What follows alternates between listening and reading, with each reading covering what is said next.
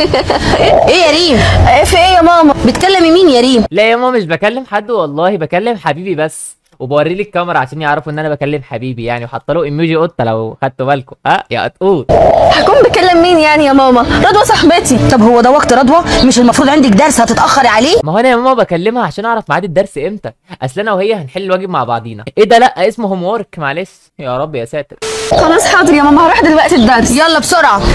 ايوه يا رضوى جايالك. عسل عسل الاطفال لما تمثل بجد تحفه. بنتي اتاخرت ليه؟ اتاخرت ليه يا ريم؟ معلش بقى يا عبده، عقبال ما خلعت من ماما. ايه ده؟ ايه يا حتماته؟ ايه يا حتماته؟ انت رايحه تقابلي عبده؟ ايه يا عبده؟ يا عبده انا في سنك كده كنت بسمع فيروة جيك يريدان بيتا كبيرا ولا صغيرا، ما اصعبها عندما تكون وحيدا.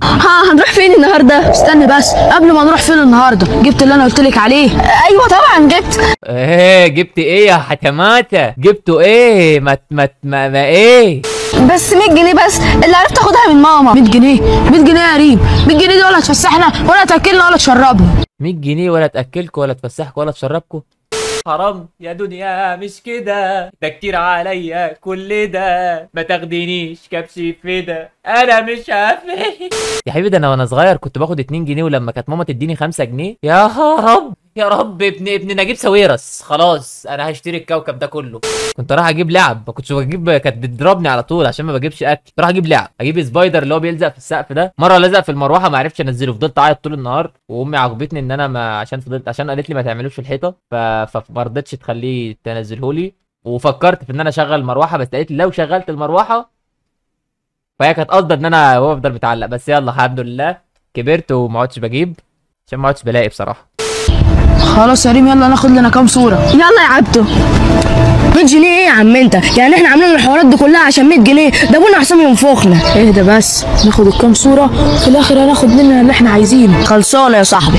انتوا جواكوا حد كبير؟ يعني انتوا جواكوا حد كبير؟ يعني انتوا صغيرين بس جواكوا حد كبير؟ ولا انا اللي ما كنتش عايش كده زمان؟ انتوا سمعتوا كرتون قبل كده؟ تعرفوا حاجه عن الكرتون؟